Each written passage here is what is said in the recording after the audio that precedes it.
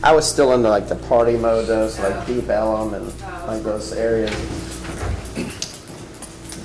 Blew my paychecks. Thank you, ma'am. Oh, waiting for Miss Fox to get back in here. She's on her way? Yes, sir. I'll let her know. Okay. Gathering her stuff up. We have to draw out some more.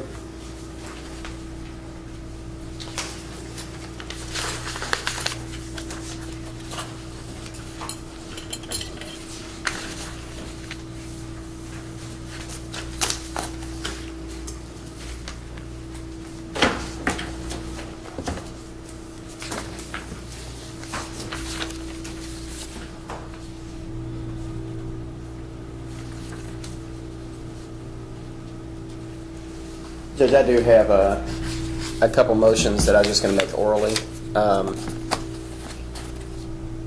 Is this a witness? He's just observing. Okay. 3 of them weren't able to make identifications, and I don't want them to be able to make an in-court identification since they weren't able to pick them out of a photo pack or anything else like that.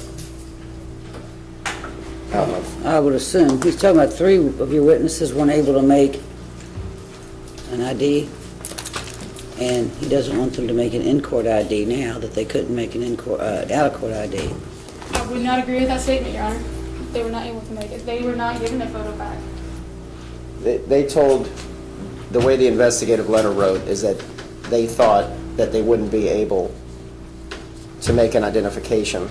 And so I assume that's why the detective didn't give, Mackenzie, the victim for sure, was like, I wouldn't be able to pick them out. Coolidge says he couldn't pick them out. He did not say that. McKenzie didn't say that anywhere in the statement. Well, I mean, Well, if you find, you're going to have to find where they said they were not going to be able to make an ID. Every witness and or the victim described what the defendant looked like that day. They didn't say as compared to other people, or they didn't have a photo pack to compare it, but they all gave description. While you're looking for that, we have several double strikes. I think 3, Joyce, is that right? And then Commonwealth only exercised 8 of its strikes. Leave them a chance. So we do need to pick out, while you're looking for that, Mr. McLeod, the 3 randoms, or actually 4 more randoms. We need 13 total, Joyce, total jurors. Yeah. I think more important. Yeah. 1 second. here's one. Mr. Coolidge did not believe that he could identify a suspect in a photo lineup due to being 100 plus feet away from the incident. That's one.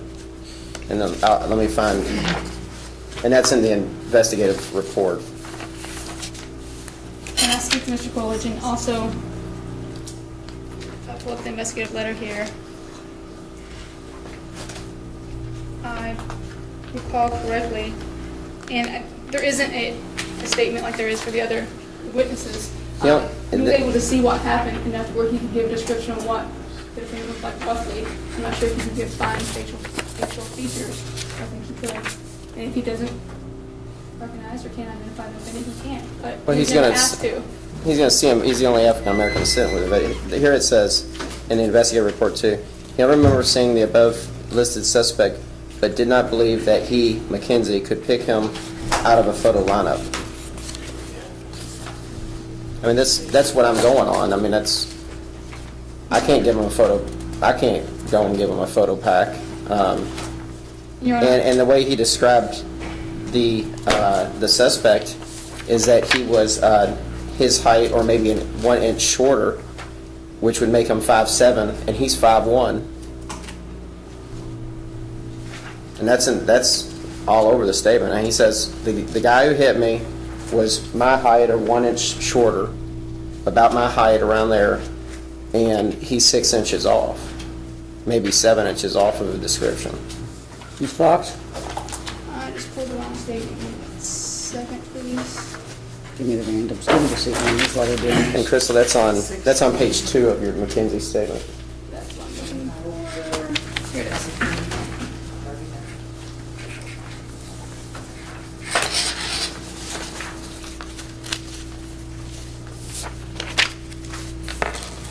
He was African American. He's a little about my height, a little bit shorter, about probably 5'7", somewhere in that range. He had dreaded hair. I'm pretty sure he had facial hair. I don't know what it's called, kind of like a dread just here. I was more focused on him, talking about someone else. He wasn't real light. Yes, sir. He agreed. I mean, he looked at the guy the whole time. I don't think there's a question as to whether he can identify him or not. He had a conversation and He was standing to this, his statement is he's standing to the side of him, so he's never really looking at him. they had a conversation, I think.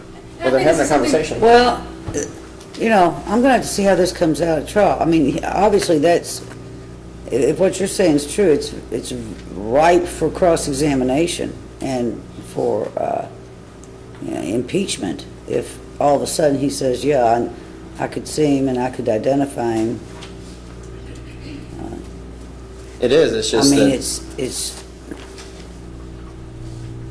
and that's what that's primarily for, is for impeachment. But if he's gonna say, yeah, he was this tall and he was this, now, you're just fearful of him saying, that's him. Is that what I'm hearing? yeah, with a bad description and no photo pack, and not a chance to do it,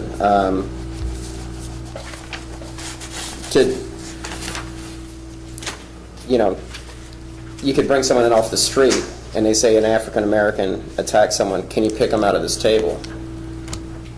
And you bring anyone in, well, I guess that's Well, he's the it. only African-American at that table, obviously. Right, everyone knows I would, whoever did it was African-American, and now he's sitting next to two Caucasian attorneys, or assumes, well, not sworn in yet, but close enough. Ms. Fox? Your Honor, I think that Mr. McLeod can impeach him from what he said from his statement. I'm not sure if it's necessarily fair to impeach him on what he said from the notes that Detective Smith memorialized in the investigative letter. Well, I think We have to go on his exact words, which we have. I've provided a copy of the transcript I transcribed of the statement to Mr. McLeod. I think that's fair to impeach from that, from his statement, not from Mr. Smith's, or Detective Smith's, just brief synopsis in the investigative letter. I have a hard time that Detective Jeremy Smith wrote down something that he didn't hear. Well, you can That's you reconcile can it. tell on that then. You can, yeah, you have to talk to him about that. This guy gave a statement. This victim gave a statement, and it was recorded, correct? Yes. And it was transcribed, unless the transcription is in error, I transcribed it myself, so probably not. then you can certainly impeach Detective Smith on what he wrote. You can't impeach the victim on what Detective Smith wrote. No, I know that. I So, just at this don't- point, your motion is overruled. I need to really, you can raise that during the examination. Looking for it in the transcript. All right, your 4 randoms, we need to give you the extra 4 jurors who will not be on the panel, and that would be seat 16, seat 25, seat 33, and seat 39. I'll repeat them. 16, 25, 33, and 39. All right. Ready to bring the jury in? We're all here. They can sit anywhere, Sheriff. Just go back out. Yeah, I'll see, and then I'll help you through it. Not a big deal. Do you keep the sheets or just Robert? Robert takes, Judge, do we believe we're probably going to go past 5 o'clock? Is that, depends on where we are. We're not a lot past, not a lot past. okay, I'm just. I don't really arrange for keep juries daycare. very long. Okay, I'd say the worst case scenario, it depends on where the proof is. okay. 5:30 would be my latest. I haven't kept a jury to 5:30 in a long time.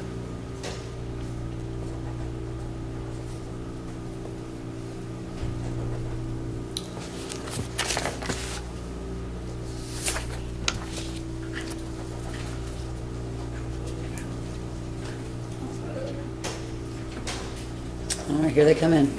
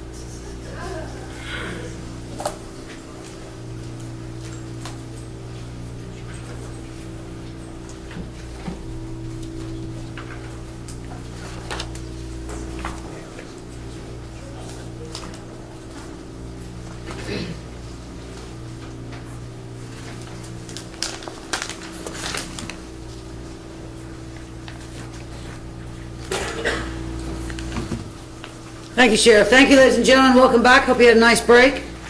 At this point, we will be seating 13 jurors. Only 12 will make an ultimate determination in this case. We will, at the very end of the case, the very end, select one random number, and that person would be the alternate. So we don't know who that is until the very end. The following persons will comprise the jury in this case, and when your number is called, you'll come forward. The sheriff will direct you to the chair that you will occupy during the trial. All right, Joyce? 352-618. 352-618. Come on up, ma'am. Okay. 366-650. 366-650.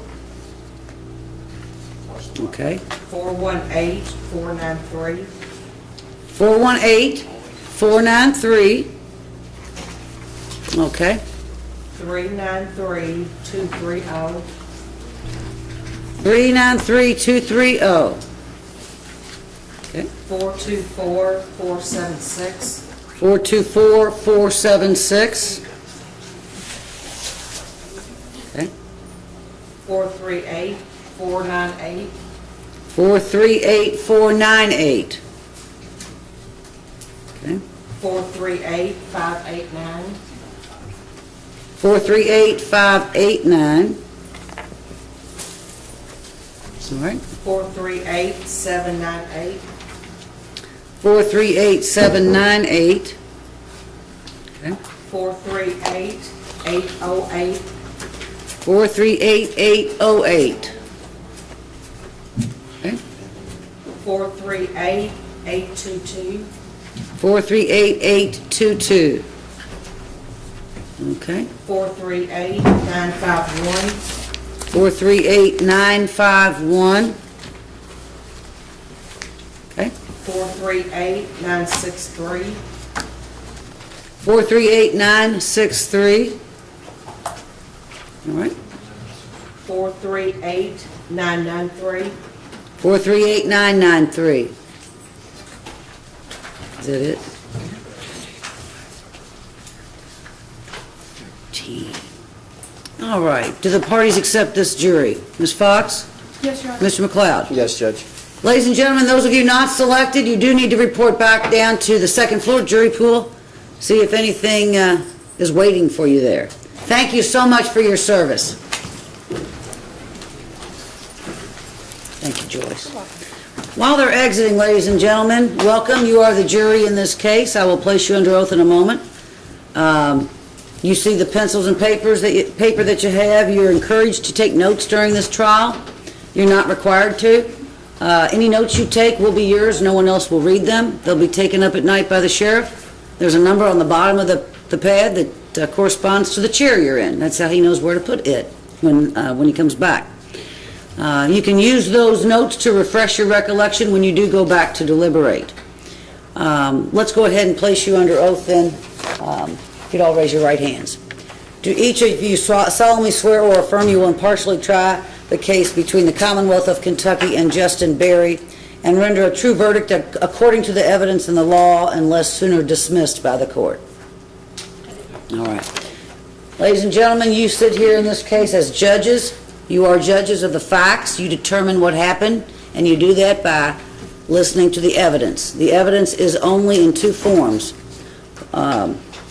Sworn testimony from this witness chair, and any physical items that are admitted into evidence as exhibits. Those you would take back with you to the jury room. You've not heard evidence yet. You won't hear evidence in the opening statements, nor at the end in the closing statements. You alone determine the credibility to give to each witness's statements or to the evidence that's admitted. And you do that with common sense. So don't, no speculation is going to be allowed. It is what it is, and that's what you will base your decision on at the very end. We will break every hour and a half-ish. Sometimes it may go longer. If you ever need to break before you see me saying it, raise your hand. We're really flexible. Can everybody hear me? All right. If you cannot hear a witness, the acoustics down this way are sort of bad. I try to keep them up. Raise your hand again. Don't let a witness go into 3 or 4 or 5 minutes and you can't hear them. But I'll continually ask a witness to speak up as well.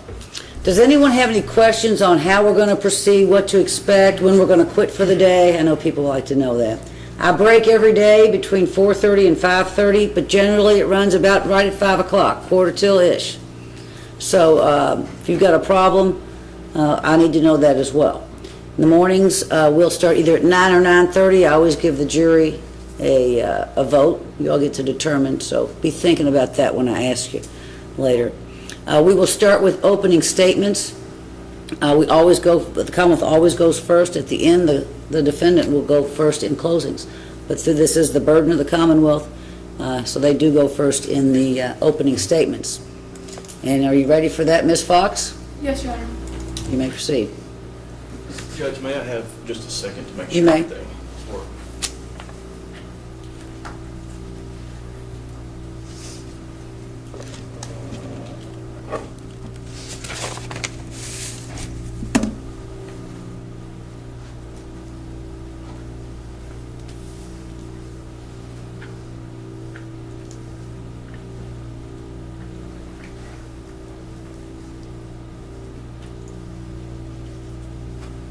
Are you giving opening, Mr. Reed? Yes, Okay. ma'am. Sorry, Mr. Reed will be giving opening.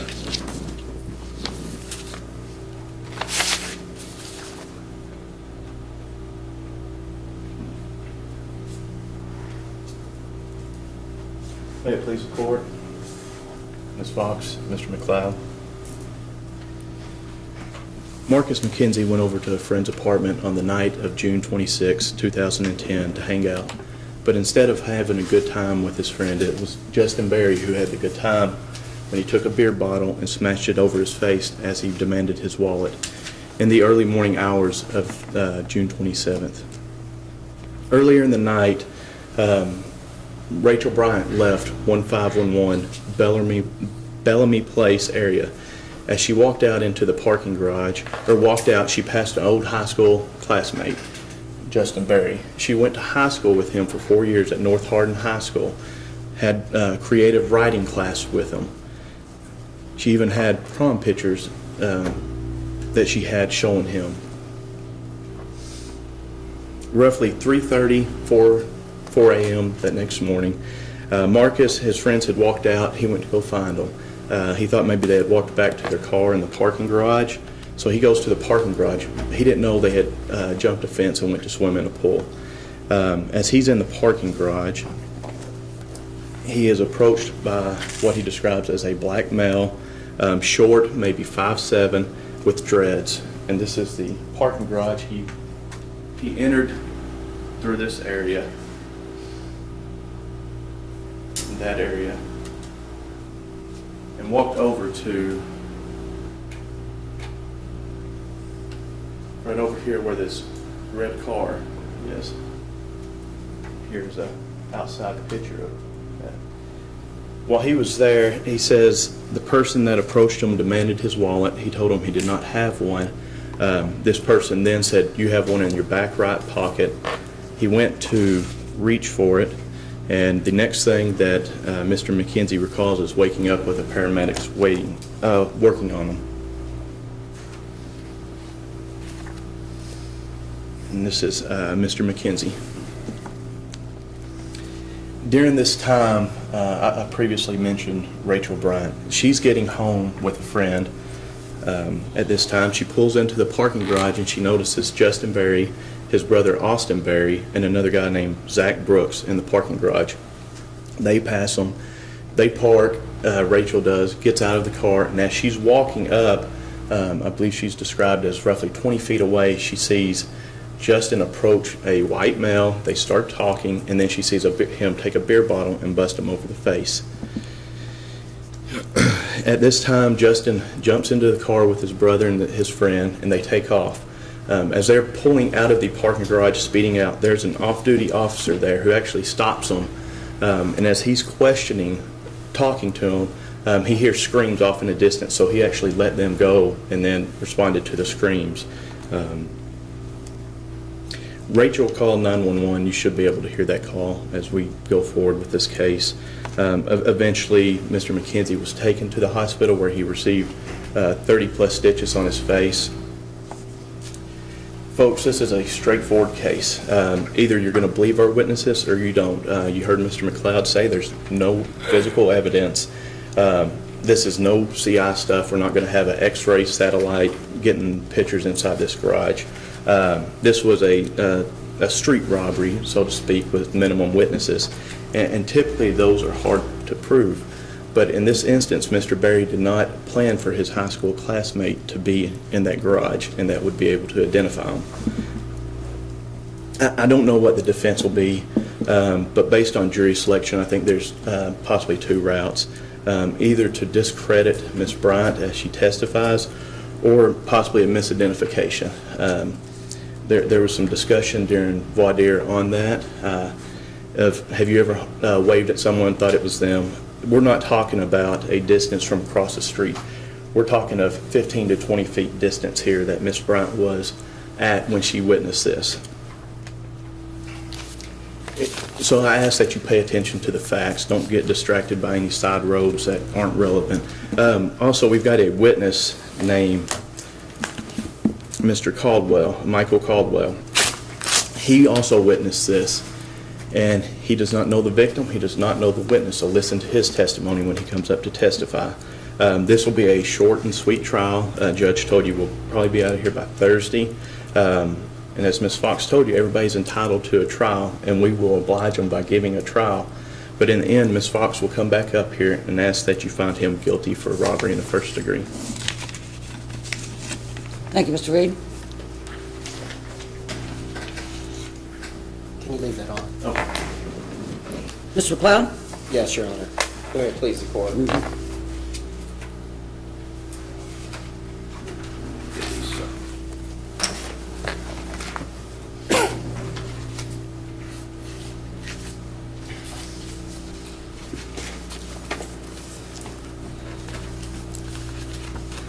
Honor.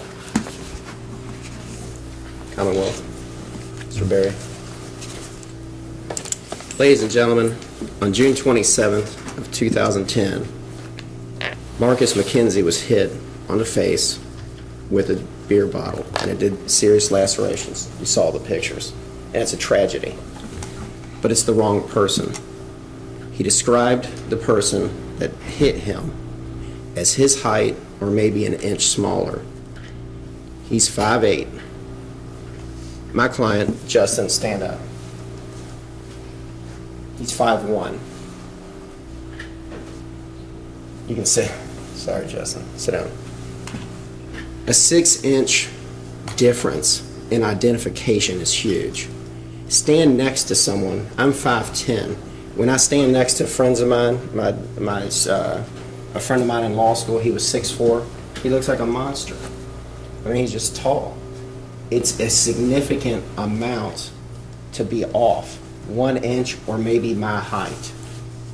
Okay? What happened is they were at the Bellamy, and the Bellamy wasn't around when I was an undergrad in the early 90s or anything else like that. It's really nice student, even though this garage, and I'll put this up here. This is a warehouse that's turned into a parking garage. And even though that garage looks horrible, it's surrounded by beautiful apartment complexes. And the University of Louisville obviously is spreading out. It's over by Algonquin Parkway. They were there, and Rachel was right. She might have seen Duncan, who I think she went out with at prom, and she saw Justin Berry, my client. She saw Austin Berry, my client's brother, and she saw Zach. She saw them all that night. And so what happens is, what she doesn't know in between is that they were at Zach's cousin's apartment. And his cousin goes to the University of Louisville. And they're there all night. Well, it's getting late. It's about 3:30, 4 o'clock. And it's hard to imagine, but there's kind of a courtyard. And there's a basketball court. And it's big enough that you can play this way, and there's goals on each side. There's 4 basketball goals. And it's right in front of this garage. Well, people gather. Young people gather. And when I went out with my private investigator several times to just look at the apartment complex, the place is always going. I mean, there's parties in each place, and there's kids around all the time. They went out to the basketball court, and they're talking to different people, and people are smoking cigarettes and doing things that young people do, and drinking and doing stuff. And it's early in the morning. And they run into a guy that Austin knows. Justin's brother knows this guy named Twin. That's his nickname. His real name is Terrence Craig. Terrence Craig fits the description, and this is how it transpires. Terrence Craig is about 5'7", 5'8", thick build, because they say he's a thick build as well. Justin's not a thick build. He's stocky. He's got dreads. It fits the thing. They're on the basketball court, though, and he lives in Radcliffe. They all live in Radcliffe. As they're talking and they find out he's leaving, Twin asks Austin if he can't get a hitch a ride with him back to Radcliffe. He says, sure, but we're leaving now. They're walking through the garage, and this is how we know it's not Justin. It's Zach, it's Justin and Austin, and Twin, or Terrence Craig, is kind of trailing behind. And the reason we know Rachel, and this will come from Austin, and Austin's credible. You'll have to weigh his credibility. He plays football for UK. He's a go-getter. He's just very credible. He's kind of the adult of the group. They're walking up to their car, which is a little bit past the elevator. And you'll see pictures of it later. Actually, I can show it to you now.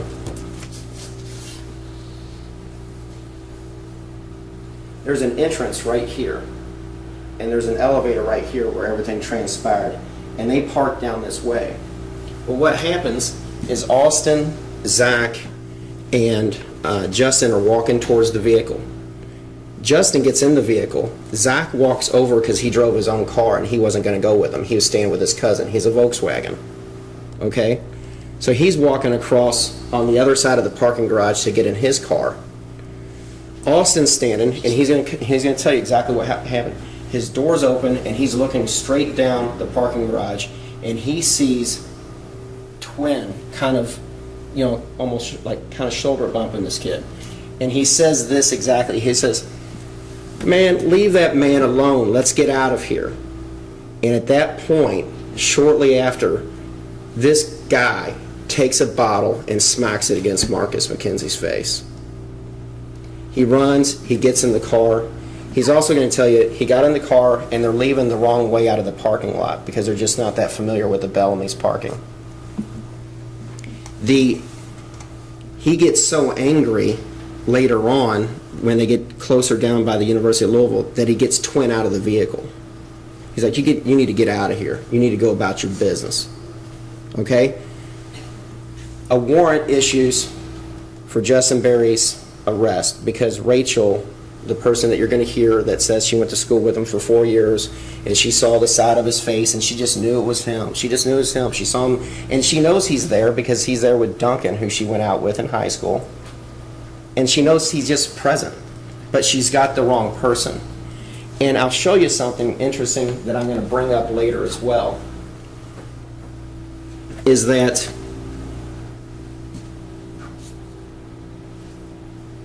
this picture here, they'll have you believe this parking garage is very well lit. Okay? And so that's one picture of it. And this is from the Commonwealth. This is what they tendered to me in discovery. This is the exact same picture. It looks like a Christmas tree. And I don't know if y'all know about apertures and shutter speeds, but we're going to have an argument of whether this accurately depicts it or the exact same shot right afterwards, this one. This is an old warehouse and it's not well lit. And when you look at it,